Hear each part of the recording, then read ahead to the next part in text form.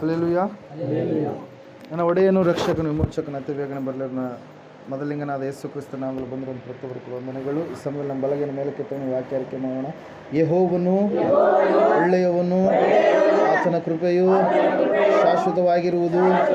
ಯೆಹೋವನು ಒಳ್ಳೆಯವನು, ಆತನ ಕೃಪೆಯು ಶಾಶ್ವತವಾಗಿರುವುದು. ಯೆಹೋವನು ಒಳ್ಳೆಯವನು, ಆತನ ಕೃಪೆಯು ಶಾಶ್ವತವಾಗಿರುವುದು. ಆಮೇನ್, ಆಮೇನ್, ಆಮೇನ್. ಹಲ್ಲೆಲೂಯಾ. ಈ ಸಮಯದಲ್ಲಿ ಒಂದು ವಚನವನ್ನು ನಾವು ಧ್ಯಾನ ಮಾಡೋಣ. 145ನೇ ಕೀರ್ತನೆ 14ನೇ ವಚನ.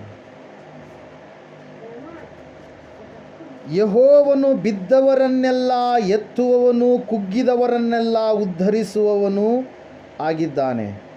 తెలుగులో చదవండి ఒకసారి. 145 కీర్తనలు 14వ వచనం.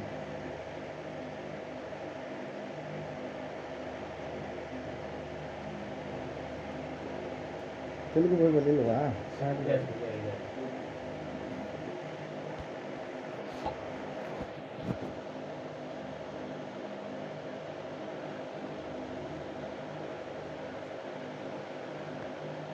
హల్లెలూయా. ఓకే. 14. యెహోవా పడిపోవారందరినీ ఉద్ధరించువాడు, కుంగిపోయిన వారందరినీ లేవనెత్తువాడు. ಆಮೆನ್. ಹಲ್ಲೆಲೂಯಾ.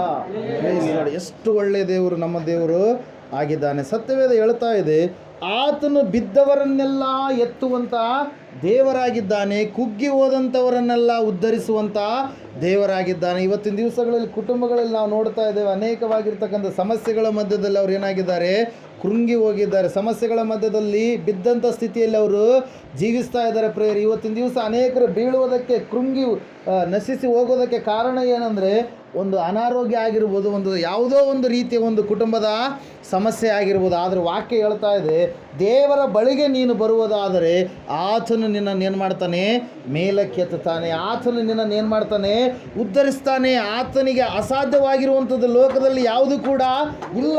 ಆದರೆ ಮೊಟ್ಟ ಮೊದಲನೇದಾಗಿ ನೀನೇನು ಮಾಡಬೇಕು, ಆತನ ಪಾದ ಸನ್ನಿಧಾನವನ್ನು ನೀನು ಬಯಸಿ ಬರಬೇಕು. ದೇವರ ಬಳಿಗೆ ಬರಲಾರದೇ ಇದ್ದರೆ ಯಾವ ಕೆಲಸಗಳು ಕೂಡ ಆಗೋದಕ್ಕೆ ಸಾಧ್ಯ ಇಲ್ಲ. ನಿನ್ನನ್ನು ದೇವರು ಉದ್ಧರಿಸಬೇಕು, ಮೇಲೆ ಕೆತ್ತಬೇಕಾದ್ರೆ ಮೊದಲನೇ ನಿಯಮ ಏನಂತಂದರೆ, ನೀನು ಆತನ ಪಾದಗಳ ಬಳಿಗೆ ಬರಲೇಬೇಕು. ಆತನ ಪಾದಗಳು ಸಿಗುವಂಥ ಸ್ಥಳ ಯಾವುದ್ರಿ? ಈ ಭೂಮಂಡಲ, ಈ ಭೂಮಿಯಲ್ಲಿಯೇ ದೇವರು ನಿನಗೋಸ್ಕರವಾಗಿ ಏನು ಮಾಡಿದ್ದಾನೆ, ಒಂದು ಸ್ಥಾನವನ್ನು, ಒಂದು ಸ್ಥಳವನ್ನು ನೇಮಕ ಮಾಡಿದ್ದಾನೆ. ಈ ಸ್ಥಳದಲ್ಲಿಯೇ ನೀನು ದೇವರನ್ನು ಹುಡುಕಬೇಕು. ದೇವರನ್ನು ಹುಡುಕುವುದಕ್ಕೋಸ್ಕರವಾಗಿ ದೇವರು ಈ ಸ್ಥಳದಲ್ಲಿ, ಭೂಮಿಯೇ ನನ್ನ ಪಾದಪೀಠ ಎಂಬುದಾಗಿ ಹೇಳಿದ್ದಾನೆ. ಪ್ರಿಯರೇ, ಭೂಮಿಯ ಪಾದಪೀಠವಾಗಿರ್ತಕ್ಕಂಥ ಭೂಮಿಯಲ್ಲಿಯೇ ನೀವು ಸೃಷ್ಟಿಕರ್ತನಾದ ದೇವರನ್ನು ಏನು ಮಾಡಬೇಕು, ಕಂಡುಕೊಳ್ಳಬೇಕು. ಪ್ರಿಯರೇ, ಹೀಗೆ ಒಂದು ಸಮಸ್ಯೆಯ ಮೂಲಕವಾಗಿ ಒಬ್ಬ ತಾಯಿ ಯೇಸು ಸ್ವಾಮಿಯನ್ನು ಹುಡುಕಿಕೊಂಡು ಏನು ಮಾಡ್ತಾಳಂದರೆ, ಯೇಸು ಸ್ವಾಮಿ ಇರುವಂಥ ಸ್ಥಳಕ್ಕೆ ಓಡಿ ಓಡಿ ಬರ್ತಾಳೆ. ಪ್ರಿಯರೇ, ಹಲ್ಲೆಲೂಯಾ. ಮಾರ್ಕನು ಬರೆದ ಸುವಾರ್ತೆ ನೀವು ನೋಡಿದ್ದೆ, ಅದರಲ್ಲಿ ಸತ್ಯವೇದ ಹೇಳ್ತಾ ಇದೆ ಏನೆಂಬುದಾಗಿ ಅಂದರೆ, ಆ ತಾಯಿ ಭಯಂಕರವಾಗಿರ್ತಕ್ಕಂಥ ಸಮಸ್ಯೆಯ ಮಧ್ಯದಲ್ಲಿ ಆಕೆ ಬರ್ತಾ ಇದ್ದಾಳೆ. ಏನಂದರೆ, ಆ ತಾಯಿಯ ಮಗಳಿಗೆ ಏನಾಗಿದೆ, ದೆವ್ವ ಪಡೆದಿದೆ ಅಂತೆ. 7ನೇ ಅಧ್ಯಾಯ ಒಂದು ಸಾರಿ ನೀವು ಓದಿದರೆ ಅಲ್ಲಿ ಗೊತ್ತಾಗುತ್ತೆ. 24ನೇ ವಚನದಲ್ಲಿ ನಾವು ನೋಡ್ತಾ ಇದ್ದೇವೆ, ಅಲ್ಲಿಂದ ಯೇಸು ಎದ್ದು ಹೊರಟು ತೂರ್ ಪಟ್ಟಣದ ಪ್ರಾಂತ್ಯಗಳಿಗೆ ಹೋಗಿ ಒಂದು ಮನೆಯೊಳಗೆ ಇಳುಕೊಂಡು ಅದು ಯಾರಿಗೂ ಗೊತ್ತಾಗಬಾರದೆಂದಿದ್ದನು. ಆದರೆ ಆತನು ಗುಪ್ತವಾಗಿರುವುದಕ್ಕೆ ಆಗದೇ ಹೋಯಿತು. ಕೂಡಲೇ ಒಬ್ಬ ಹೆಂಗಸು ಆತನ ಸುದ್ದಿಯನ್ನು ಕೇಳಿ ಬಂದು ಆತನ ಪಾದಕ್ಕೆ ಬಿದ್ದಳು. ಹಲ್ಲೆಲೂಯಾ. ಸ್ವಾಮಿಯವರು ಆ ಸಮಯದಲ್ಲಿ ತಾನು ಭೂಲೋಕಕ್ಕೆ ನರಾವತಾರಿಯಾಗಿ ಬಂದಾಗ ಭಾಳ ಗೌಪ್ಯವಾಗಿರಬೇಕು ಅಂತೇಳಿ ಏನು ಮಾಡಿದರು, ಅಂದುಕೊಂಡ್ರು ಪ್ರೇರೆ. ಆದರೆ ಅದು ಆಗಲಾರ್ದೆ ಹೋಯ್ತು. ಇವತ್ತಿನ ದಿವಸ ಎಲ್ಲ ಕಡೆಗೂ ದೇವರು ಸುವಾರ್ತೆ ಹಬ್ಬಬೇಕಂದ್ರೆ ಇವತ್ತಿನ ದಿವಸ ಏನಾಗ್ತಾ ಇದೆ, ಗೌಪ್ಯತೆ ಎನ್ನುವಂಥದ್ದು ಬರ್ತಾ ಇದೆ. ಹಲ್ಲೆಲೂಯಾ. ಸುವಾರ್ತೆ ಸಾರಲ್ಪಡಬೇಕು, ಸುವಾರ್ತೆ ಪ್ರಕಟಿಸಲ್ಪಡಬೇಕು. ಪರಲೋಕದ ಕುರಿತಾಗಿ ಅನೇಕರು ತಿಳಿದುಕೊಳ್ಳಬೇಕು. ಈ ಲೋಕ ನಮಗೆ ಶಾಶ್ವತವಾಗಿರುವಂಥದ್ದು ಅಲ್ಲ, ಪರಲೋಕ ಇದೆ. ಆ ಪರಲೋಕದಲ್ಲಿ ನಾನು ನೀನು ಸೇರಿಕೊಳ್ಳಬೇಕಾದರೆ ಯೇಸು ಕ್ರಿಸ್ತನ ರಕ್ತವೇ ನಮಗೆ ಆಶ್ರಯ. ಆತನ ರಕ್ತದಲ್ಲಿ ನಾನು ನೀನು ತೊಳೆಯಲ್ಪಡಬೇಕು. ಈ ಲೋಕದಲ್ಲಿ ಇರುವಂಥವರು ಹೆಂಗಾದರೂ ಜೀವನ ಮಾಡ್ತಾರೆ, ಅಲ್ಲೆಲೂಯಾ. ಹೇಗಾದರೂ ಜೀವನ ಮಾಡ್ತಾರೆ, ಆದರೆ ಪರಲೋಕ ಬೇಕಂದರೆ, ದೇವರಿರುವಂಥ ಸ್ಥಳ ಬೇಕಂದರೆ ನಾವು ಶುದ್ಧವಾಗಿ ಜೀವಿಸಬೇಕು, ಪರಿಶುದ್ಧರಾಗಿ ಆತನಿಗಾಗಿ ಕಾಯುವಂಥವರು ಆಗಬೇಕಿಲ್ಲ. ದೇವ್ರ ವಾಕ್ಯ ಹೇಳ್ತಾ ಇದೆ ಪ್ರಿಯರೇ ಸ್ಪಷ್ಟವಾಗಿ. ಆ ತಾಯಿ ಯೇಸು ಕ್ರಿಸ್ತನ ಕುರಿತಾಗಿ ಕೇಳಿ ಯೇಸು ಇರುವಂಥ ಮನೆಗೆ ಹುಡುಕಿಕೊಂಡು ಬಂದು ಆತನ ಪಾದಗಳಿಗೆ ಏನು ಮಾಡ್ತಾ ಇದ್ದಾಳೆ, ಆಕೆ ಬೀಳ್ತಾ ಇದ್ದಾಳೆ. ಸತ್ಯವೇದ ಸ್ಪಷ್ಟವಾಗಿ ತಿಳಿಸ್ತಾ ಇದೆ. ಆಕೆ ಕಣ್ಣೀರಿನಿಂದ, ಗೋಳಾಟದಿಂದ, ವೇದನೆಯಿಂದ, ದುಃಖದಿಂದ ಯೇಸುವಿನ ಬಳಿಗೆ ಬಂದಿದ್ದಾಳೆ ಪ್ರಿಯರೇ. ಬಿದ್ದು ಹೋದಂಥ ಸ್ಥಿತಿಯಲ್ಲಿದ್ದಾಳೆ, ಕಣ್ಣೀರಿನಿಂದ ಆಕೆ ಬಂದಿದ್ದಾಳೆ. ಯಾಕಂದರೆ ಆಕೆಗಿರುವಂಥ ಒಬ್ಬ ಮಗಳಿಗೆ ಏನಾಗಿದೆ, ದೆವ್ವ ಹಿಡಿದಿದೆ ಪ್ರಿಯರೇ. ದುರಾತ್ಮನ ಶಕ್ತಿ ಆಕೆಗೆ ತೊಂದರೆ ಕೊಡ್ತಾ ಇದೆ. ಆ ಸಮಯದಲ್ಲಿ ಆ ಮಗಳ ಬಳಿಗೆ ಯಾರೂ ಕೂಡ ಬರಲಾರ್ದಂಥ ಒಂದು ಸ್ಥಿತಿಯಾಗಿದೆ. ಅಕ್ಕಪಕ್ಕದವರು ಎಲ್ಲರೂ ಕೂಡ ಅವರನ್ನು ಏನು ಮಾಡ್ತಾ ಇದ್ದಾರೆ, ತುಚ್ಛೀಕರಿಸಿ ಧಿಕ್ಕಾರ ಮಾಡಿ ಮಾತಾಡ್ತಾ ಇದ್ದಾರೆ. ಅಲ್ಲಿ ವಾಕ್ಯ ಹೇಳ್ತಾ ಇದೆ ಪ್ರಿಯರೇ ಸ್ಪಷ್ಟವಾಗಿ. ಏನಂತ ಹೇಳಂದರೆ, ಆ ತಾಯಿ ಯೇಸುವಿನ ಬಗ್ಗೆ ಕೇಳಿ ಎಲ್ಲಿಗೆ ಹೋದ್ಲಂತೆ, ಯೇಸುವಿನ ಶರಣು ಕೋರಿ ಆತನ ಪಾದದ ಬಳಿಗೆ ಬಂದ್ಲು ಪ್ರಿಯರು. ಇವತ್ತಿನ ದಿವಸ ಅನೇಕರು ಮನುಷ್ಯರ ಪಾದಗಳನ್ನು ಹಿಡಿದುಕೊಳ್ಳೋದಕ್ಕಾಗಿ ಓಡಾಡ್ತಾರೆ. ಮನುಷ್ಯರ ಪಾದಗಳಲ್ಲಿ ಏನು ಕೂಡ ಇಲ್ಲ, ಯೇಸು ಕ್ರಿಸ್ತನ ಪಾದಗಳಲ್ಲಿಯೇ ಇರುವಂಥದ್ದು ನಮಗೆ ಮುಕ್ತಿ. ಯೇಸುವಿನ ಪಾದಗಳು ಮಾತ್ರ ನಮಗೆ ಮೋಕ್ಷವನ್ನು ಕೊಡೋದಕ್ಕೆ ಸಾಧ್ಯ ಪ್ರಿಯರು. ಅದರ ಸಲುವಾಗಿ ವಾಕ್ಯ ಹೇಳ್ತಾ ಇದೆ, ಯಾವಾಗ ಆಕೆ ಬಂದ್ಲು, ಯೇಸು ಕ್ರಿಸ್ತನ ಪಾದಗಳನ್ನು ಹಿಡಿದಾಗ ಸ್ವಾಮಿಯವರು ಆಕೆಯ ನಂಬಿಕೆಯನ್ನು ಏನು ಮಾಡ್ತಾ ಇದ್ದಾರೆ, ಪರೀಕ್ಷೆ ಮಾಡ್ತಾ ಇದ್ದಾರೆ ಪ್ರಿಯರೇ. ಆಕೆಗೆ ನಂಬಿಕೆ ಇದೇನೋ ಇಲ್ವೋ ಅಂತೇಳಿ ಯಾವ ರೀತಿಯಾಗಿ ಪರೀಕ್ಷೆ ಮಾಡ್ತಾ ಇದ್ದಾರಂತೆ, ಇಸ್ರಾಯೇಲ್ಯರು ಸೃಷ್ಟಿಕರ್ತನಾದ ದೇವರನ್ನು ಆರಾಧನೆ ಮಾಡುವಂಥ ಮಕ್ಕಳು, ಅವ್ರನ್ನ ಬಿಟ್ಟು ಭೂಮಂಡಲದಲ್ಲಿ ಯಾರೂ ಕೂಡ ಮೊದಲು ಇದ್ದಿಲ್ಲ. ಆದರೆ ಯೇಸು ಬರುವುದರ ಮೂಲಕವಾಗಿ ನಾವೆಲ್ಲರೂ ಕೂಡ ಸೃಷ್ಟಿಕರ್ತನಾದ ದೇವರನ್ನ ಆರಾಧನೆ ಮಾಡುವುದಕ್ಕೆ ಸಾಧ್ಯವಾಯಿತು. ಅಲ್ಲಿ ಸ್ವಾಮಿಯವರು ಒಂದು ಮಾತನ್ನು ಹೇಳ್ತಾರೆ. ಎಂಥ ಮಾತು ನೋಡ್ರಿ, 7ನೇ ಅಧ್ಯಾಯ 26ನೇ ವಚನದಿಂದ ಹೋದ್ರಿ. 26 ಮಾರ್ಕ.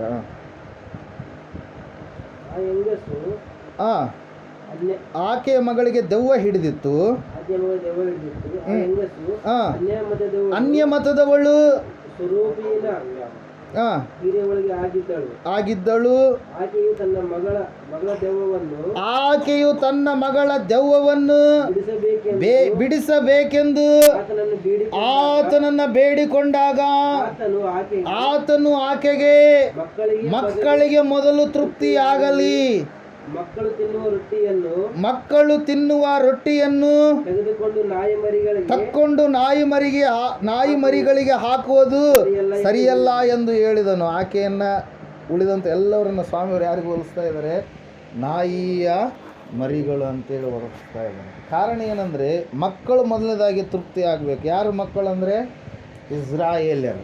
ಆ ಸಮಯದಲ್ಲಿ, ಆ ಸಂದರ್ಭದಲ್ಲಿ ಯೇಸು ಕ್ರಿಸ್ತನು ಯಾವಾಗ ತನ್ನ ರಕ್ತವನ್ನು ಸುರಿಸಲಾರದಕ್ಕಿಂತ ಮುಂಚಿತವಾಗಿ, ಯಜ್ಞ ಆಗೋದಕ್ಕಿಂತ ಮುಂಚಿತವಾಗಿ ಏನಾಗಿತ್ತು ರೀ, ನಾವು ಅನ್ಯರಾಗಿದ್ವಿ, ಅವರು ಮಾತ್ರ ದೇವರ ಮಕ್ಕಳು ಆಗಿದ್ದರು. ಯಾವಾಗ ಯಜ್ಞಾರ್ಪಣೆ ಆಯಿತು, ಯಾವಾಗ ದೇವಾಲಯದ ತೆರೆ ಹರಿದು ಹೋಯಿತು, ಯಾವಾಗ ಭೂಕಂಪವಾಯಿತು, ಯಾವಾಗ ದೇವರು ತನ್ನನ್ನು ಯೇಸು ಕ್ರಿಸ್ತನ ರಕ್ತದ ಮೂಲಕವಾಗಿ ಸಮಾಧಾನ ಪಡಿಸಿಕೊಂಡು, ಆವಾಗ ಎಲ್ಲರೂ ಕೂಡ ದೇವರ ಮಕ್ಕಳಾದರು ಪ್ರಿಯರೇ. ಆತನ ಬಳಿಗೆ ಬರುವಂಥವ್ರು. ಅದನ್ನೇ ಯೋಹಾನ ಬರೆದ ಸುವಾರ್ತೆ 1ನೇ ಅಧ್ಯಾಯ 12ನೇ ವಚನದಲ್ಲಿ ನಾವು ನೋಡ್ತಾ ಇದ್ದೇವೆ. ಯಾರ್ಯಾರು ಆತನ ಹೆಸರಿನಲ್ಲಿ ನಂಬಿಕೆ ಇಟ್ಟರು ಅವರಿಗೆ ದೇವರ ಮಕ್ಕಳಾಗುವಂಥ ಅಧಿಕಾರವನ್ನು ದೇವರೇ ಕೊಟ್ಟರು ಎಂಬುದಾಗಿ. ಹಲ್ಲೆಲೂಯಾ. ಆತನ ಹೆಸರಿನಲ್ಲಿ ನಂಬಿಕೆ ಇಡಬೇಕು. ಯೇಸು ಕ್ರಿಸ್ತನ ಎನ್ನುವಂಥ ಹೆಸರು ಏನಾಗಿದೆ, ಅದು ದೇವರ ಹೆಸರಾಗಿದೆ. ಇಮ್ಮಾನುವೇಲನ್ ಅಂದರೆ ಏನರ್ಥ? ಇಮ್ಮಾನುವೇಲ್ ಅಂದರೆ ಏನರ್ಥ? ದೇವರು ನಮ್ಮ ಕೂಡ ಇದ್ದಾನೆ, ನಮ್ಮ ಜೊತೆಗೆ ಇದ್ದಾನೆ. ನಮ್ಮ ಜೊತೆಗಿರುವಂಥ ಆತನು ಯಾರು? ದೇವರು. ಆ ದೇವರು ಯಾರು? ಯೇಸು ಕ್ರಿಸ್ತನೆಂಬುದಾಗಿ ಸತ್ಯವೇದ ಹೇಳ್ತಾ ಇದೆ ಪ್ರಿಯರೇ. ಅದರ ಸಲುವಾಗಿ ನಾವು ನೋಡ್ತಾ ಇದ್ದೇವೆ, ಆ ತಾಯಿಗೆ ಕಷ್ಟ ಏನಂದರೆ, ಆ ತಾಯಿಯ ಮಗಳು ಏನಾಗಿದ್ದಾಳ್ರಿ, ದೆವ್ವ ಹಿಡಿದ ಸ್ಥಿತಿಯಲ್ಲಿ ಬಿದ್ದುಕೊಂಡಿದ್ದಾಳೆ. ಭಯಂಕರವಾದಂಥ ಪರಿಸ್ಥಿತಿ ಮನೆಯಲ್ಲಿ ಇದೆ. ಅಕ್ಕಪಕ್ಕದವರು ನೋಡಿ ಒಂಥರ ಗೇಲಿಯ ಮಾತುಗಳನ್ನು ಮಾತಾಡ್ತಾ ಇದ್ದಾರೆ. ಆ ಸಮಯದಲ್ಲಿ ಆಕೆ ಎಲ್ಲೆಲ್ಲೋ ಹೋಗಿ ಬಂದಿದ್ದಾಳೆ, ಆದರೆ ಎಲ್ಲಿ ಕೂಡ ಅವರಿಗೆ ಬಿಡುಗಡೆ ಆಗಿಲ್ಲ. ಆ ಸಮಯದಲ್ಲಿ ಯೇಸು ಸ್ವಾಮಿಯ ಸುದ್ದಿಯನ್ನು ಕೇಳಿ ಯೇಸುವಿನ ಬಳಿಗೆ ಏನು ಮಾಡಿದಾಳೆ, ಆಕೆ ಹುಡುಕಿಕೊಂಡು ಬಂದಿದ್ದಾಳೆ ಪ್ರೇರಲ್ಲಿ. ವಾಕ್ಯ ಹೇಳ್ತಾ ಇದೆ, ಸ್ವಾಮಿ ಯಾವಾಗ ಆ ಮಾತನ್ನು ಹೇಳಿದಂಥ ಸಮಯದಲ್ಲಿ ನಾವು ನೋಡ್ತಾ ಇದ್ದೇವೆ, ಆಕೆ ಅದನ್ನು ಕೂಡ ಒಪ್ಪಿಕೊಂಡು ಏನು ಮಾಡ್ತಾ ಇದ್ದಾಳೆ, ಮಕ್ಕಳು ತಿಂದು ಬಿಟ್ಟಿರ್ತಕ್ಕಂಥ ರೊಟ್ಟಿಯ ಚೂರುಗಳನ್ನು, ಎಂಜಲನ್ನು ಯಾವ ತಿಂತವೆ? ನಾಯಿಗಳು ತಿಂತಾವಲ್ಲ ಅಂದ ತಕ್ಷಣ ಆ ನಂಬಿಕೆಯ ಮಾತನ್ನು ಕೇಳಿ ಅವಾಗ ಸ್ವಾಮಿಯವರು ಹೇಳ್ತಾರೆ, ಹೋಗು, ನೀನು ಈ ಹೇಳಿದ ಮಾತಿಗೋಸ್ಕರವಾಗಿ ನಿನ್ನ ಮಗಳಿಗೆ ದೆವ್ವ ಏನಾಗಿದೆ, ಬಿಟ್ಟು ಹೋಗಿದೆ. Hallelujah, praise lord. ಇಸ್ರಾಯೇಲರನ್ನ ದೇವರು 4ನೇ ಅಧ್ಯಾಯದಲ್ಲಿ ನಾವು ನೋಡ್ತಾ ಇದ್ದೇವೆ, ಯೋಹಾನ ಬರೆದ ಸುವಾರ್ತೆ. ಒಂದ್ಸರಿ ತೆಗಿರಿ. ಆ ಒಂದು ಯಹೂದ್ಯರನ್ನು ಇಸ್ರಾಯೇಲರನ್ನ ದೇವರು ಏನೆಂಬುದಾಗಿ ಕರೆದಿದ್ದಾರಂದರೆ 4ನೇ ಅಧ್ಯಾಯ ತೆಗಿತೀರ ಒಂದ್ಸರಿ. 22ನೇ ವಚನ ಓದ್ರಿ. ಬರಬೇಕಾದ ರಕ್ಷಣೆಯು ಯಹೂದ್ಯರೊಳಗಿಂದ ಬರುತ್ತದಷ್ಟೇ. ರಕ್ಷಣೆ ಬರುವುದಕ್ಕಾಗಿ ದೇವರು ಆರಿಸಿಕೊಂಡಿರ್ತಕ್ಕಂಥದ್ದು ಯಾವ ಜನಾಂಗವನ್ನ? ಇಸ್ರಾಯೇಲರನ್ನು, ಯಹೂದ್ಯರನ್ನು. ಹಲ್ಲೆಲೂಯಾ. ಯಹೂದ್ಯ ಗೋತ್ರದ ಸಿಂಹನಾಗಿ, ಯೂದಾ ಗೋತ್ರದ ಸಿಂಹನಾಗಿ ಆತನು ಈ ಲೋಕಕ್ಕೆ ಹೊರಟು ಬಂದಿದ್ದಾನೆ ಪ್ರಿಯರೇ. ಹೀಗೆ ಇದ್ಯಾವುದು ಬಾಪುರಂ ಗ್ರಾಮಕ್ಕೆ CM ಜಗನ್ಮೋಹನ್ ರೆಡ್ಡಿ ಬರಬೇಕಂದ್ರೆ ಹಂಗೆ ಬಂದ್ಬಿಡ್ತಾನ ಏನ್ರಿ? ಎಷ್ಟೋ ದಿವಸಗಳ ಹಿಂದ ಏನು ಮಾಡಿರ್ತಾರೆ, ಕ್ಯಾಲೆಂಡ್ರಲ್ಲಿ ಡೇಟನ್ನು ಫಿಕ್ಸ್ ಮಾಡಿ ಆ ದಿವಸ ಬರಬೇಕಾದ್ರೆ ರಸ್ತೆಯಲ್ಲಿ ತಿಪ್ಪೆಗಳಿದ್ರೆ ತಿಪ್ಪೆಗಳನ್ನು ತೆಗೆಸಿ ಎಲ್ಲ ಕ್ಲೀನ್ ಮಾಡಿಸಿ ಆತನ ಎಲ್ಲೆಲ್ಲಿ ಹೋಗ್ತಾನೋ ಆ ಎಲ್ಲ ಮನೆಗಳಿಗೆ ಅಲಂಕಾರ ಮಾಡಿ ಆತನು ಹೋಗುವಂಥ ಸ್ಥಳಗಳನ್ನು ಶುದ್ಧವಾಗಿ ಇಟ್ಟ ಮೇಲೆ ಆಮೇಲೆ ಎಲ್ಲ ರೆಡಿ ಆದಮೇಲೆ ಏನು ಮಾಡ್ತಾನೆ? CM ಬರ್ತಾನೆ. ಮೊದಲೇ ಬರ್ತಾನೆ, ಹಂಗೆ ಹೊಸದಾಗ ಬಂದ್ಬಿಡ್ತಾನ? ಬರಲ್ಲ. ಅದರಂಗೆ ಸೃಷ್ಟಿಕರ್ತನಾದ ದೇವರು ನರ ಅವತಾರಿಯಾಗಿ ಈ ಲೋಕಕ್ಕೆ ಬರಬೇಕಾದ್ರೆ ಯಾರನ್ನು ಕರೆದ, ಯಾರನ್ನು ಉಪಯೋಗ ಮಾಡಿಕೊಂಡ? ಅಬ್ರಹಾಮನನ್ನು ಕರೆದ. ಈ ಲೋಕದಲ್ಲಿರುವಂಥ ಎಲ್ಲ ಜನರು ಕೆಟ್ಟು ಹೋದಂಥ ಸಮಯದಲ್ಲಿ ಆತನು ಅಬ್ರಹಾಮನನ್ನು ಕರೆದ. ಅಬ್ರಹಾಮನನ್ನು ದೇವರು ನಂಬಿದಂಥ ಅಬ್ರಹಾಮನನ್ನು ದೇವರು ಏನು ಮಾಡಿದ್ನರಿ? ನಿನ್ನ ಮೂಲಕವಾಗಿಯೇ ನಾನು ಬರ್ತೀನಿ ಅಂತೇಳಿ ಏನು ಮಾಡಿದ? ವಾಗ್ದಾನ ಮಾಡಿದ ಪ್ರಿಯರೇ. ಅಬ್ರಹಾಮನ ಮೊದಲುಗೊಂಡು ಯೇಸು ಕ್ರಿಸ್ತನವರೆಗೆ ಎಷ್ಟು ತಲೆಗಳು? 42 ತಲೆಗಳವರೆಗೆ ದೇವರು ಬರಲಿಲ್ಲ. ಯಾಕಂದರೆ ಇವರು ಬೀಳೋದು ಅದೇ ರೀತಿಯಾಗಿ ಪಾಪದ ಕಾರ್ಯಗಳನ್ನು ಮಾಡ್ತಾ ಇರಬೇಕಾದ್ರೆ ದೇವರು ಅದರಲ್ಲಿ ಒಬ್ಬಾಕೆಯನ್ನು, ನೀತಿವಂತಳನ್ನು, ಪರಿಶುದ್ಧಳನ್ನು ಆಯ್ಕೆ ಮಾಡಿಕೊಂಡು ಮರಿಯಳ ಮೂಲಕವಾಗಿ ಈ ಲೋಕಕ್ಕೆ ಸ್ತ್ರೀ ಸಂತಾನವಾಗಿ ಆತ ಹೊರಟು ಬಂದ ಪ್ರಿಯರೇ. ಹಲ್ಲೆಲೂಯಾ. ದೇವರು ಸುಮ್ಮನೆ ಬರ್ತಾನ? ಇಲ್ಲಿ ಮನುಷ್ಯರೇ ಬರಬೇಕಂದ್ರಪ್ಪ ಅಂದ್ರೆ ಎಷ್ಟೋ ದಿವಸಗಳ ಪ್ರಯಾಸ ಇರುತ್ತೆ. ಅದಕ್ಕೆ ಎಷ್ಟೆಲ್ಲ ಲೀಡ್ರ್ಗಳಂಬರೆಲ್ಲ ಓಡಾಡಿ ಏನೆಲ್ಲ ಮಾಡ್ತಾರೆ. ಅದರಂಗೆ ದೇವರು ಕೂಡ ಬರಬೇಕಾದ್ರೆ ಆತ ಸುಮ್ಮನೆ ಬಂದಿಲ್ಲ. ಹಲ್ಲೆಲೂಯಾ. ಅದರ ಸಲುವಾಗಿ ಯಹೂದ್ಯರು ಯಾರು? ಅವರು ಸೃಷ್ಟಿಕರ್ತನಾದ ದೇವರನ್ನು ಆರಾಧನೆ ಮಾಡುವಂಥವ್ರು. ಅವರಿಗೆ ಮೊದಲು ತೃಪ್ತಿ ಆಗಲಿ. ಆದರೆ ಅವ್ರು ಏನು ಮಾಡಿಬಿಟ್ರು? ತಿರಸ್ಕಾರ ಮಾಡಿಬಿಟ್ರು. ಯೇಸು ಸ್ವಾಮಿಯನ್ನು ಧಿಕ್ಕಾರ ಮಾಡಿಬಿಟ್ರು. ಯೇಸು ಸ್ವಾಮಿಯನ್ನು ಅವರು ನಂಬಲಿಲ್ಲ. ನಾನೇ ದೇವರು ಎಂಬುದಾಗಿ ಹೇಳಿದಾಗಲೂ ಕೂಡ ಅನೇಕ ಸಾರಿ ಆತನನ್ನು ಅವ್ರು ಏನು ಮಾಡಲಿಲ್ಲ? ನಂಬಲಿಲ್ಲ. ನಮಗೆ ತಂದೆಯನ್ನು ತೋರಿಸಿ ಎಂಬುದಾಗಿ ಸ್ವಂತ ಶಿಷ್ಯರೇ ಏನು ಮಾಡಿದ್ರಿ?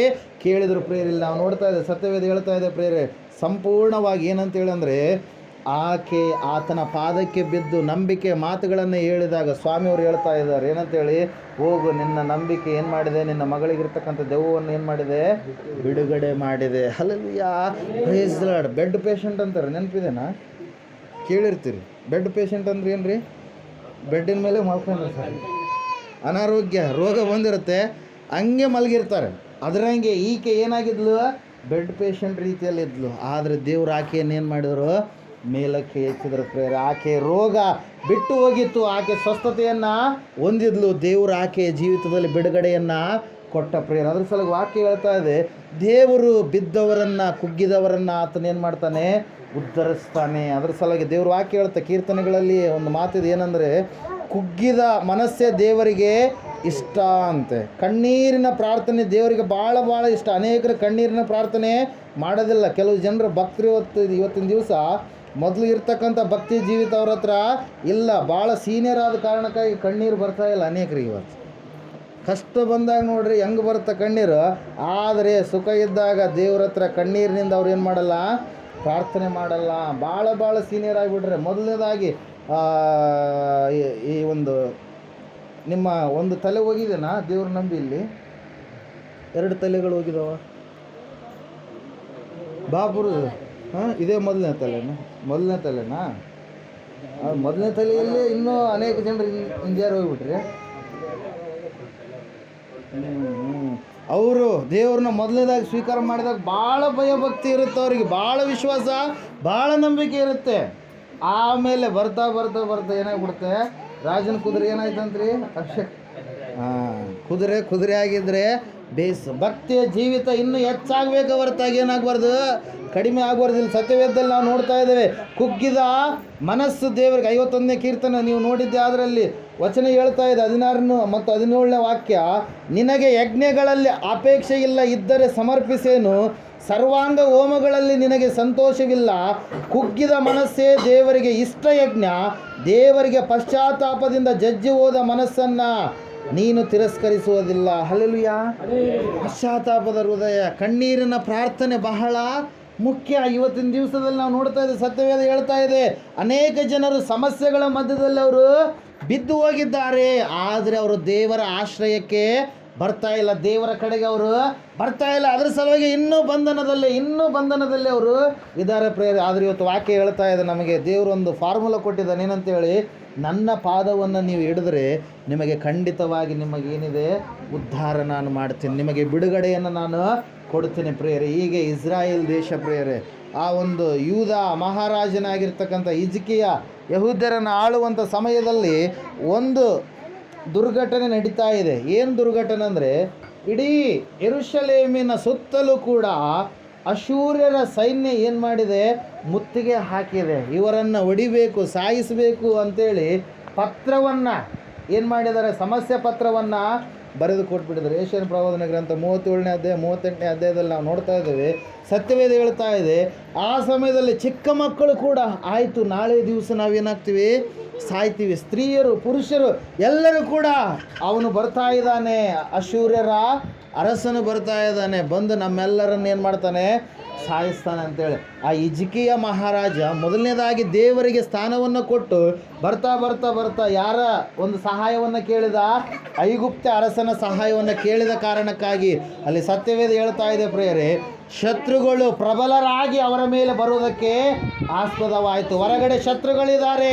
ಆ ಸಮಯದಲ್ಲಿ ದೇವರ ವಾಕ್ಯದಲ್ಲಿ ನಾವು ನೋಡ್ತಾ ಇದ್ದೇವೆ, ಸತ್ಯವೇದ ಹೇಳ್ತಾ ಇದೆ ಪ್ರಿಯರೇ, ಸನ್ಹೇರೀಬ ಅರಸನು ಬಹಳ ಸಮೀಪಕ್ಕೆ ಬಂದಾಗ ಪತ್ರವನ್ನು ಓದಿಸಿದಂಥ ಸಮಯದಲ್ಲಿ ಪತ್ರದಲ್ಲಿ ಈ ರೀತಿಯಾಗಿ ಬರೆಯಲ್ಪಟ್ಟಿತ್ತು, ಏನಂತೇಳಿ, ಎಲ್ಲರೂ ಕೂಡ ನಾನು ಸರಿಯಾಗಿ ಅವ್ರನ್ನ ಹಿಡಿದುಕೊಂಡು ಹೋಗ್ತೀನಿ, ಅನೇಕರನ್ನು ಸಂಹಾರ ಮಾಡ್ತೀನಿ, ನಿಮ್ಮಲ್ಲಿರ್ತಕ್ಕಂಥ ಆಭರಣಗಳನ್ನು, ಬೆಳ್ಳಿ ಬಂಗಾರ ಎಲ್ಲವುಗಳನ್ನು ನಾನು ಏನು ಮಾಡ್ತೀನಿ, ತೆಗೆದುಕೊಂಡು ಹೋಗ್ತೀನಿ ಎಂಬುದಾಗಿ ಹೇಳಿದಂಥ ಸಮಯದಲ್ಲಿ, ಆ ಸಮಯದಲ್ಲಿ ಹಿಜ್ಕೀಯ ಮಹಾರಾಜ ಏನು ಮಾಡ್ತಾ ಇದ್ದಾನೆ, ದೇವಾಲಯಕ್ಕೆ ಹೋಗಿ ಏನು ಮಾಡ್ತಾ ಇದ್ದಾನ್ರಿ, ದೇವಾಲಯಕ್ಕೆ ಹೋಗಿ ಸಮಸ್ಯೆಯ ಪತ್ರವನ್ನು ತೆಗೆದುಕೊಂಡು ಹೋಗಿ ದೇವರ ಹತ್ರ ಏನು ಮಾಡ್ತಾ ಇದ್ದಾನೆ, ಬೇಡ್ತಾ ಇದ್ದಾನೆ. ಒಂದು ಸಾರಿ 37ನೇ ಅಧ್ಯಾಯ ತೆಗಿರಿ, ಒಂದು ಸಾರಿ ಯೆಶಾಯನ ಪ್ರವಾದನ ಗ್ರಂಥ ತೆಗೆದಿದ್ದೀರಾ? ಹಲ್ಲೆಲೂಯಾ. 14ನೇ ವಚನ ಹೋದ್ರಿ. ಹಿಜ್ಕೀಯನು ಆ ದೂತರು ತಂದ ಪತ್ರವನ್ನು ತೆಗೆದುಕೊಂಡು ಓದಿದ ನಂತರ ಯೆಹೋವನ ಆಲಯಕ್ಕೆ ಹೋಗಿ ಅದನ್ನು ಯೆಹೋವನ ಮುಂದೆ ತೆರೆದಿಟ್ಟು ಆತನಿಗೆ, ಎಲ್ಲಿ ತೆರೆದಿಡ್ತಾ ಇದ್ದಾನೆ, ತನ್ನ ಸಮಸ್ಯೆಯನ್ನು ಯಾರ ಹತ್ರ ಹೇಳ್ಕೊಳ್ತಾ ಇದ್ದಾನೆ, ಸಮಸ್ಯೆ ಪತ್ರ ಬರಿತೀರಲ್ಲ ನೀವು, ಸಮಸ್ಯೆ ಚೀಟಿ ಬರಿತೀರಲ್ಲ, ಯಾಕೆ ಸಮಸ್ಯೆ ಚೀಟಿ ಬರಿತೀರ ಅಂತೇಳಿ ಇವಾಗ ನೆನಪು ಮಾಡಿಕೇರಿ. ಹಲ್ಲೆಲೂಯಾ. ಯಾಕ್ರಿ, ಸಮಸ್ಯೆ ಪತ್ರ ನಾವು ಎಲ್ಲಿ ಹೇಳ್ಬೇಕು, ನಮ್ಮ ಸಮಸ್ಯೆಯನ್ನು ದೇವ್ರ ಮುಂದೆ ಹೇಳ್ಬೇಕು, ದೇವಾಲಯದಲ್ಲಿ ಆತನ ಮುಂದೆ ನಾವು ಹೇಳ್ಕೊಳ್ಬೇಕು. ಸಮಸ್ಯೆಯನ್ನು ಎಲ್ಲೆಲ್ಲೂ ಹೇಳ್ಕೊಳ್ತಾ ಇದ್ದಾರೆ ಇವತ್ತಿನ ದಿವಸದಲ್ಲಿ ಜನರು, ಆದರೆ ನಿಜವಾಗಿ ಎಲ್ಲಿ ಹೇಳ್ಕೊಬೇಕಂತೇಳಿ ಅವ್ರಿಗೆ ಗೊತ್ತಿಲ್ಲ. ಈ ಹಿಜ್ಕೀಯ ಮಹಾರಾಜ ಸಮಸ್ಯೆ ಪತ್ರವನ್ನು ತೆಗೆದಿಟ್ಟು ಏನು ಮಾಡ್ತಾ ಇದ್ದಾನೆ ನೋಡ್ರಿ, 15ನೇ ವಚನ, ಕೆರೋಬಿಗಳ ಮೇಲೆ ಆಸೀನನಾಗಿರುವಾತನೇ, ಇಸ್ರಾಯೇಲ್ ದೇವರೇ, ಸೇನಾಧೀಶ್ವರನಾದ ಯೆಹೋವನೇ, ಎಲ್ಲ ಭೂ ರಾಜ್ಯಗಳನ್ನು ಆಳುವ ದೇವರು ನೀನೊಬ್ಬನೇ, ಪರಲೋಕ ಭೂಲೋಕಗಳನ್ನುಂಟು ಮಾಡಿದವನು ನೀನೇ. ಯೆಹೋವನೇ, ಕಿವಿಗೊಟ್ಟು ಕೇಳು, ಯೆಹೋವನೇ, ಕಣ್ಣಿಟ್ಟು ನೋಡು. ಸನ್ಹೇರೀಬನು ಜೀವ ಸ್ವರೂಪನಾದ ನಿನ್ನನ್ನು ನಿಂದಿಸುವುದಕ್ಕೋಸ್ಕರ ಹೇಳಿ ಕಳುಹಿಸಿದ ಮಾತುಗಳನ್ನೆಲ್ಲ ಮನಸ್ಸಿಗೆ ತಂದುಕೋ.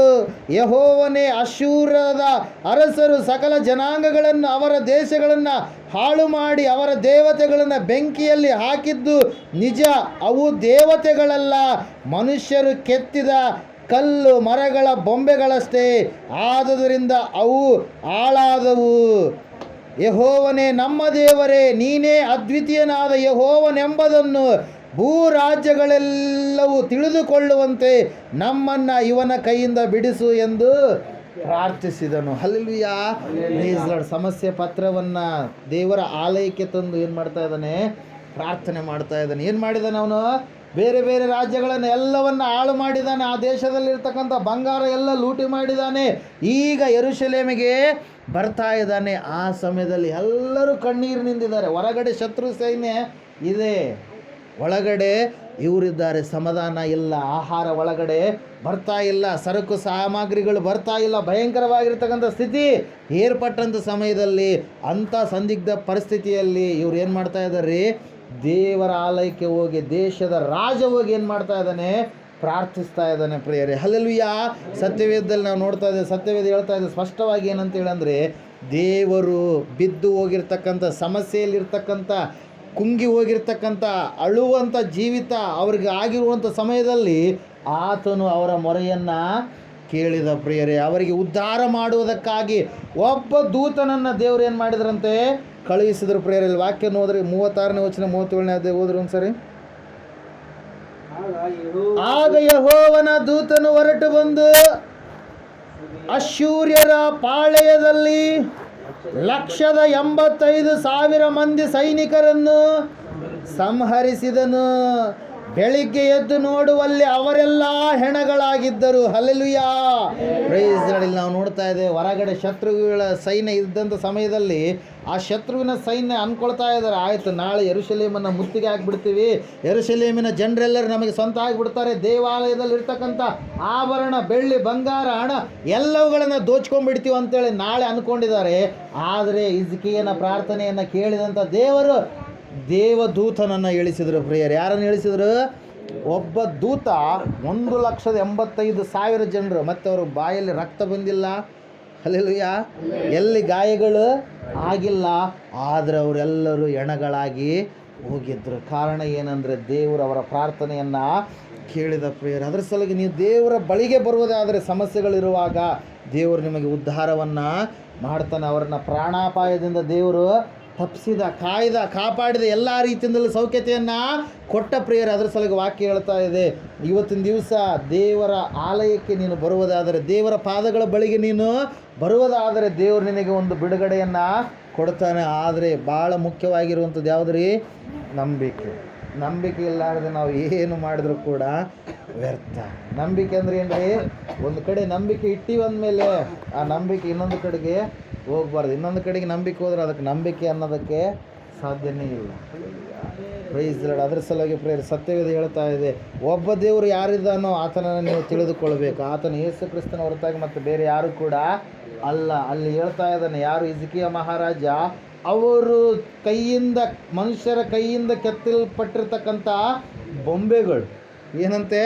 ಮನುಷ್ಯರ ಆಕಾರ ಕೊಟ್ಟಿರ್ತಕ್ಕಂಥ ಬೊಂಬೆಗಳು. ರೊಟ್ಟಿ ಮಾಡ್ತೀರಿ ನೀವು, ರೊಟ್ಟಿ ಆಕಾರ ಕೊಡ್ತೀರಿ. ಚಪಾತಿ ಮಾಡಬೇಕಾದ್ರೆ ಟ್ರಯಾಂಗಲ್ ಶೇಪಲ್ಲಿ ಮಾಡ್ತೀರಿ, ಒಬ್ಬೊಬ್ಬರು ರೌಂಡ್ ಮಾಡ್ತಾರೆ. ಅಲ್ಲೆಲ್ಲ ಒಂದೊಂದು ಆಕಾರ, ಒಬ್ಬೊಬ್ಬರು ಒಂದೊಂದು ರೀತಿಯಲ್ಲಿ ಮಾಡ್ತಾರೆ. ಆಕಾರ ಕೊಡುವಂಥ ನೀವು ದೊಡ್ಡವರು, ಹೊರತಾಗಿ ರೊಟ್ಟಿ ದೊಡ್ಡದಲ್ಲ. ಅಲ್ಲೆಲ್ಲೂಯ. ವಿಗ್ರಹ ಮಾಡುವಂಥ ಮನುಷ್ಯ ಅವನು ದೊಡ್ಡವನು, ಹೊರತಾಗಿ ವಿಗ್ರಹಗಳು ದೊಡ್ಡವಾಗೋಕ್ಕೆ ಸಾಧ್ಯ ಇಲ್ಲ. ಆಲೋಚನೆಗಳು ಅನೇಕ ಜನರು ತಪ್ಪಿ ಹೋಗ್ತಾ ಇದ್ದಾರೆ. ಮೊನ್ನೆ ಹೊನ್ನಳ್ಳಿಗೆ ಗಾಡಿ ತಗೊಂಡು ಸ್ಪೀಡಾಗಿ ಬರ್ತಾ ಇರಬೇಕಾದ್ರೆ ಏನಾಯ್ತು ಗೊತ್ತಾ? ಆ ಲಾರಿಯನ್ನು ಸಡನ್ನಾಗಿ ಬ್ರೇಕ್ ಆಗಿಬಿಟ್ಟೆ. ಇನ್ನೊಂದು ಸ್ವಲ್ಪ ಆದರೆ ಅದು ಮುಂದಿನ ಬ್ರೇಕ್ ಫೇಲ್ ಆಗಿದೆ ನಮ್ಮ ಗಾಡಿದು. ನಾನು ಅದಕ್ಕೆ ಗುದ್ದು ಬಿಡ್ತಿದ್ದೆ ಸ್ವಲ್ಪ. ಅವ್ನು ಯಾಕೆ ಸ್ಟಾಪ್ ಮಾಡಿದಂತೇಳಿ ನೋಡಿದ್ರಪ್ಪ ಅಂದ್ರೆ, ಅವ್ನು ಸ್ವಲ್ಪ ಹೊತ್ತು ವೇಟ್ ಮಾಡಿ ನಾನು ಹಂಗೆ ಮುಂದಕ್ಕೆ ಪಾಸ್ ಆದೆ. ನಮ್ಮ ಮುಂದುಗಡೆ ಬೆಕ್ಕು ಹೋಯ್ತು ರೀ. ಏನೋಯ್ತು ರೀ? ಬೆಕ್ಕು ಹೋಯ್ತು. ಬೆಕ್ಕು ಹೋದ ಕಾರಣಕ್ಕೆ ಸ್ವಲ್ಪ ಹೊತ್ತು ನಿಂತು ಹೋಗ್ಬೇಕಂತ. ಬೆಕ್ಕು ಭೂಮಿ ಮೇಲೆ ಹೋಗ್ಲಾರ್ದೇನು ಆಕಾಶದಾಗ ಆರುತ್ತದ. ಅಲ್ಲಯ್ಯ, ಆಕಾಶದಾಗ ಆರುತ್ತೆ ರೀ. ಉತ್ಸಪರಿ ಆರುತ್ತಾ? ಭೂಮಿ ಮೇಲೆ ಹೋಗ್ತಾ ಇರುತ್ತೆ, ಬರ್ತಾ ಇರುತ್ತೆ. ಅದು ಹೋಗೋದ್ರಿಂದ ಬರೋದ್ರಿಂದ ಯಾರಿಗೇನು ಅಪಾಯ ಇಲ್ಲ. ಆದರೆ ಜನರು ಮೂಢನಂಬಿಕೆಗಳನ್ನು ನಂಬುತ್ತಾರೆ ಪ್ರೇರೆ. ಮೌಢ್ಯತೆಗಳು ಎಷ್ಟು ಮಾತ್ರಕ್ಕೂ ದೇವರು ನಂಬಿದಂಥ ಮಕ್ಕಳು ಫಾಲೋ ನೀವು ಮಾಡಬಾರ್ದು. ಅನ್ಯ ಆಚರಣೆ, ಸಂಪ್ರದಾಯ ಪದ್ಧತಿಗಳು ನಿಮ್ಮಲ್ಲಿ ಇದ್ದರೆ ನೀವು ಇನ್ನೂ ಕೂಡ ದೇವರನ್ನು ಸರಿಯಾದ ರೀತಿಯಲ್ಲಿ ನಂಬಿಲ್ಲ ಅಂತೇಳಿ ಅರ್ಥ. ಸ್ವಲ್ಪ ಒಂದೇ ಚುಕ್ಕಿ ಉಳಿ ಸಾಕು, ಹಾಲಲ್ಲಿ ಬಿದ್ದರೆ ಏನಾಗುತ್ತೆ? ಹಾಲು ಕೆಟ್ಟೋಗ್ಬಿಡುತ್ತೆ. ಒಂದು ಚಿಕ್ಕ ವಿಷಯದ ಹನಿ ಸಾಕು ಮನುಷ್ಯನನ್ನು ಸಾಯಿಸೋದಕ್ಕೆ. ಅದರಂಗೆ ದೇವರು ನಂಬಿದಂಥ ಮಕ್ಕಳಿಗೆ ಒಂದು ಮಚ್ಚೆ ಕೂಡ ಇರಬಾರ್ದು. ಅಪರಿಶುದ್ಧತೆ ಎನ್ನುವಂಥ ಮಚ್ಚೆ. ಪರಿಪೂರ್ಣವಾಗಿ ದೇವ್ರ ಹತ್ರ ನೀವು ನಡ್ಕೊಳ್ರಿ. ಆ ದೇವರು ಯಾವ ರೀತಿಯಾಗಿ ನಿಮ್ಮನ್ನ ಆಶೀರ್ವಾದ ಮಾಡ್ತಾನೆ ಅವಾಗ ನೀವೇ ಅನುಭವಿಸ್ತೀರ, ನೀವೇ ಸಾಕ್ಷಿಯನ್ನು ಹೇಳ್ತೀರ ಪ್ರಿಯರೇ? ಭಾಳ ಮುಖ್ಯ. ಯಾವುದು? ಕ್ರಿಯೆಗಳಿಂದ ಕೂಡಿದಂಥ ವಿಶ್ವಾಸ, ನಂಬಿಕೆ. ಎಂಥ ನಂಬಿಕೆ ರೀ? ಕ್ರಿಯೆಗಳಿಂದ ಕೂಡಿರುವಂಥದ್ದು. ನಾವು ಮಾಡ್ತೀವಿ ಪ್ರಾರ್ಥನೆ ಅಂತೇಳಿ ಮಾಡಲಾರ್ದೆ ಇದ್ರೆ ಪ್ರಯೋಜನ ಇಲ್ಲ. ಪ್ರಯೋಜನ ಬರ್ರಿ ಊಟ ಮಾಡ್ರಿ ಬರ್ರಿ ಅಂತೇಳಿ ಏನು ಅಡುಗೆಲೇ ಮಾಡಿಲ್ಲ ಅಂತ ತಿಳ್ಕೊರಿ. ಹೆಂಗಿರುತ್ತೆ? ಕ್ರಿಯೆಗಳು ಭಾಳ ಮುಖ್ಯ. ಕ್ರಿಯೆಗಳು ಭಾಳ ಮುಖ್ಯ. ದೇವರಿಗೆ ನಡೀತಾ ಇದ್ದೀವಿ ಅಂತೇಳಿ ಹೇಳಿ ದೇವರಿಗೆ ನಡೀಲಾರ್ದೆ ಆ ಕಡೆ ಈ ಕಡೆ ಎಲ್ಲ ಕಡೆ ಕಾಲುಗಳು ಹೋಗ್ತಾ ಇದ್ದಾವೆ ಅಂದರೆ ಅದು ವಿಶ್ವಾಸ ಇನ್ನು ಪರಿಪೂರ್ಣವಾದಂಥ ರೀತಿಯಲ್ಲಿ ಇಲ್ಲ ಅಂತೇಳಿ. ಅದ್ರ ಸಲುವಾಗಿ ದೇವ್ರ ವಾಕ್ಯದಲ್ಲಿ ನಾವು ನೋಡ್ತಾ ಇದ್ದೀವಿ, ಸತ್ಯವೇದ ಹೇಳ್ತಾ ಇದೆ ಪ್ರೇಯರ್. ಯಾಕೋಬನ ಪತ್ರಿಕೆಯಲ್ಲಿ ಒಂದು ಸಾರಿ ತೆಗೆದ್ರೆ ನೀವು ಅಲ್ಲಿ ಸತ್ಯವೇದದಲ್ಲಿ ಸ್ಪಷ್ಟವಾಗಿ ರಾಹಾಬಳ ಕುರಿತಾಗಿ, ಅಬ್ರಹಾಮನ ಕುರಿತಾಗಿ ಹೇಳ್ತಾ ಇದೆ. ಏನಂತಂದರೆ 2ನೇ ಅಧ್ಯಾಯ 14ನೇ ವಚನ. ನನ್ನ ಸಹೋದರರೇ, ಒಬ್ಬನು ತನಗೆ ನಂಬಿಕೆಯುಂಟೆಂದು ಹೇಳಿಕೊಂಡು ತಕ್ಕ ಕ್ರಿಯೆಗಳಿಲ್ಲದವನಾಗಿದ್ದರೆ ಪ್ರಯೋಜನವೇನು? ಅಂಥ ನಂಬಿಕೆ ಇವನನ್ನು ರಕ್ಷಿಸುವುದು.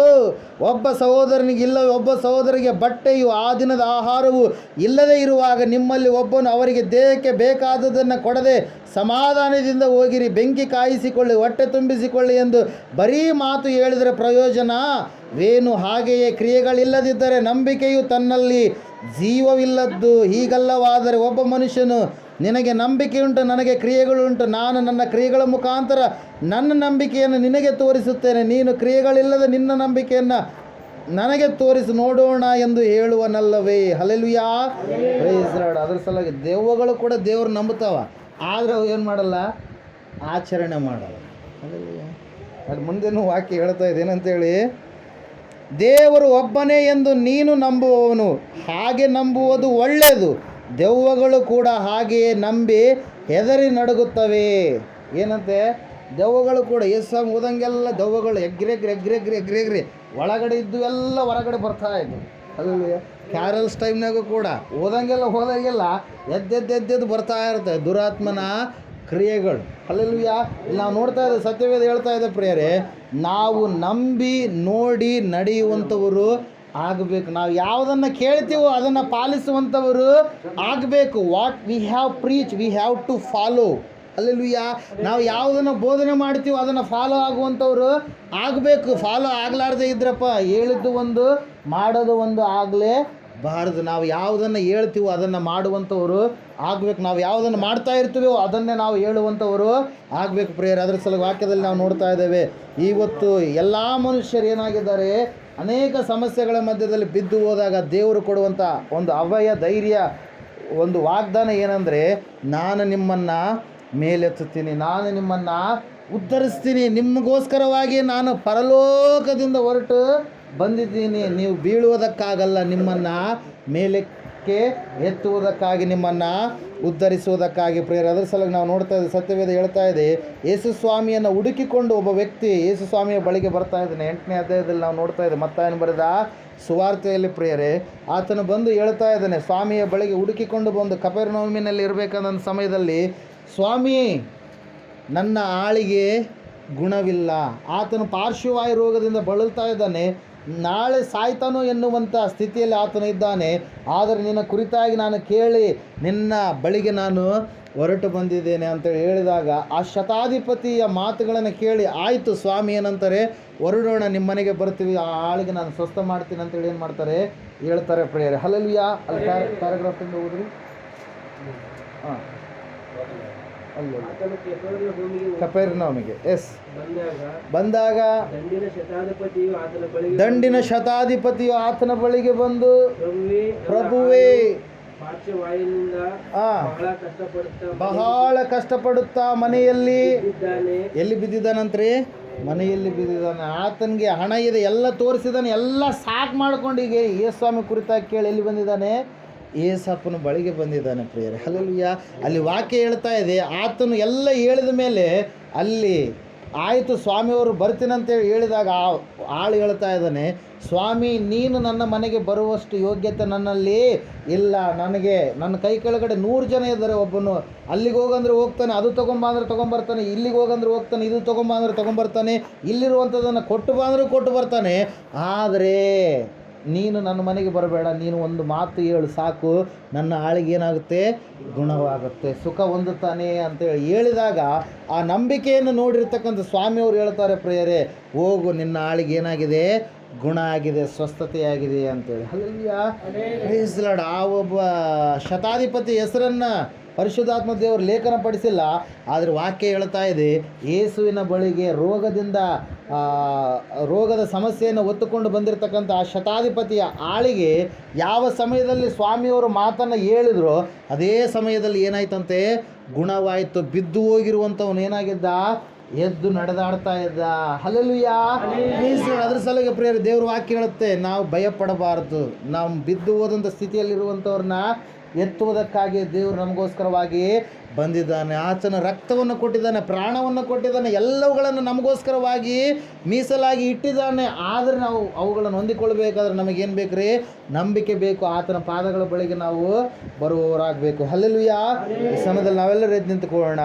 ದೇವರು ವಾಕ್ಯ ಹೇಳ್ತಾ ಇದೆ, ಸತ್ಯವೇದ ಹೇಳ್ತಾ ಇದೆ, ಯೆಹೋವನು ಬಿದ್ದವರನ್ನೆಲ್ಲ ಮೇಲೆತ್ತುವವನು, ಕುಗ್ಗಿದವರನ್ನೆಲ್ಲ ಉದ್ಧರಿಸುವವನಾಗಿದ್ದಾನೆ ಎಂಬುದಾಗಿ. ಯಾವ ಸ್ಥಿತಿಯಲ್ಲಿ ಬಿದ್ದು ಹೋಗಿದ್ದೀಯಾ? ಅನಾರೋಗ್ಯ ನಿನ್ನನ್ನು ಆಳ್ತಾ ಇದೆಯಾ? ಶಾಪ ನಿನ್ನನ್ನು ಆಳ್ತಾ ಇದೆಯಾ? ಯಾವ ಸ್ಥಿತಿಯಲ್ಲಿ ಬಿದ್ದು ಹೋಗಿದೆಯಾ?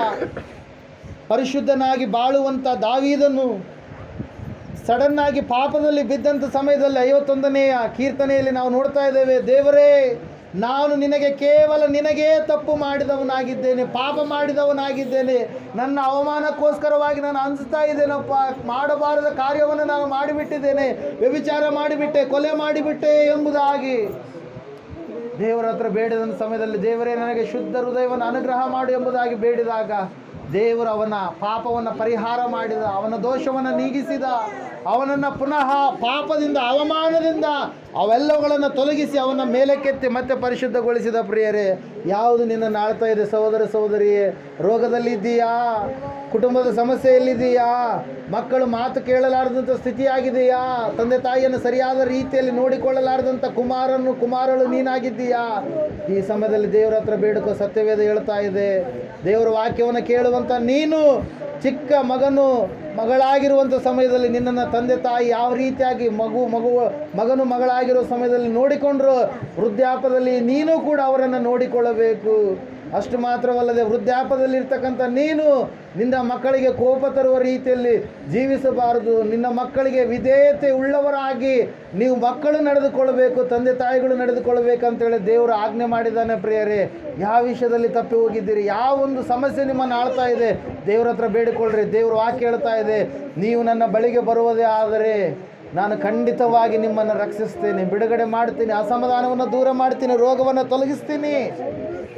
ನಿಮ್ಮ ಪಾಪಗಳೇ ನನಗೆ ಅಡ್ಡವಾಗಿದ್ದಾವೆ ನನ್ನ ಬಳಿಗೆ ಬರಲಾರದಕ್ಕೆ ಎಂಬುದಾಗಿ ವಾಕ್ಯದಲ್ಲಿ 59ನೇ ಯೆಶಾಯನ ಪ್ರವಾದನೆ ಗ್ರಂಥದಲ್ಲಿ ದೇವರು ಮಾತಾಡಿರುವಂಥದ್ದನ್ನು ನಾವು ನೋಡ್ತಾ ಇದ್ದೇವೆ. ಪ್ರಿಯರೇ, ಪ್ರಾರ್ಥನೆ ಮಾಡಿರಿ. ದೇವರೇ, ನನ್ನನ್ನು ಮೇಲಕ್ಕೆತ್ತಪ್ಪ, ದೇವರೇ, ನನ್ನನ್ನು ಉದ್ಧಾರ ಮಾಡು ಸ್ವಾಮಿ.